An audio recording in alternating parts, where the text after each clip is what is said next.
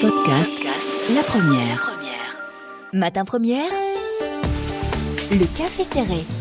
André-Joseph Léonard nous a rejoint en studio pour répondre dans un instant aux questions des auditeurs. Mais avant cela, on retrouve Thomas Gunzig. Bonjour Thomas. Bonjour Serge, bonjour tout le monde et bonjour Monsieur Léonard. Alors Monsieur Léonard, je suis vraiment très heureux que ce soit vous l'invité ce matin, car cela me permet de vous dire de vive voix que pour moi, vous avez toujours été un exemple.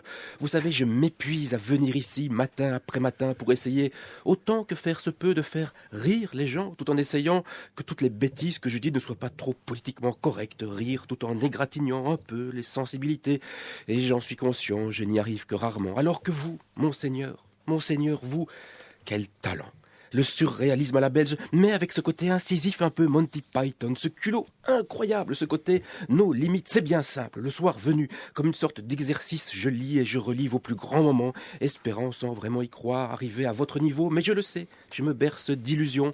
Comment égaler en cocasserie kamikaze votre sketch dans le Télémoustique de 2007. L'homosexualité provient d'un blocage rencontré au cours du développement psychologique normal. J'ai adoré. Vous êtes parvenu à éveiller en moi le souvenir nostalgique d'une époque où l'on pouvait encore rire des homosexuels. Une époque où, souvenez-vous, on pouvait les appeler tapettes. Cette odeur de bûcher, cette évocation de l'anormalité, avec la petite caution scientifique à 3 sous par-dessus. Parvenir à résumer en une seule phrase tout l'esprit joyeux de l'Inquisition, à faire confusément sentir la menace des coups de fouet et du supplice du pal.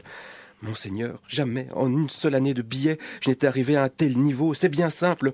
Comment voulez-vous que je sois un peu créatif, moi qui suis condamné à être le comique de seconde zone, évoluant dans l'ombre du génie? Oui, du génie. J'ai bien dit génie. Le sida, justice immanente. Quand on malmène l'amour humain, il finit par se venger. L'amour qui se venge, subtil renouvellement de la concupiscence qui rend aveugle et de la masturbation qui rend sourd. Cette vision cocasse et désespérée à la fois, cet humour cru, comme le pratiquent les fiers à bras dans les cours de récréation du monde entier qui martyrisent les plus faibles quand ils sont déjà au sol. Vous avez tout à fait raison. Ce qui nous faisait rire quand nous avions 6 ans peut encore nous faire rire aujourd'hui. Se moquer des faibles et des malades, c'est bien simple. Un humour aussi anticlérical aux antipodes des valeurs chrétiennes. Moi, avec tous ces fanatiques qui traînent dans les rues, je n'aurais jamais osé. Vous si, chapeau. Le talent, le génie, le courage. Et comme si ça ne suffisait pas, vous avez ce sens du timing. Durant quelques mois, on ne vous entend plus, vous faites semblant de bouder, du coup nous on pense à autre chose, voire on vous oublie, et puis crac, une fulgurance. Pas de directeur d'école divorcé, une petite phrase sans queue ni tête, et encore une fois, la Belgique entière qui rigole. Pas de directeur d'école divorcé, jamais je n'aurais pensé à un truc pareil. À la rigueur, j'aurais bien tenté, pas de pianiste manchot, pas de pilote aveugle, mais c'était trop attendu, pas drôle, pas de directeur d'école divorcé, et demain, pas de médecin tatoué, pas de caissière lesbienne, pas de bourgmestre cancéreux. Non, décidément, vous êtes tellement fort que je pense que vous devriez prendre ma place. C'est pas super bien payé, mais des fois on reçoit une cook gratuite et les hôtesses sont mignonnes comme tout. À la semaine prochaine. Merci Thomas Gunzig. Vous nous revenez effectivement mardi.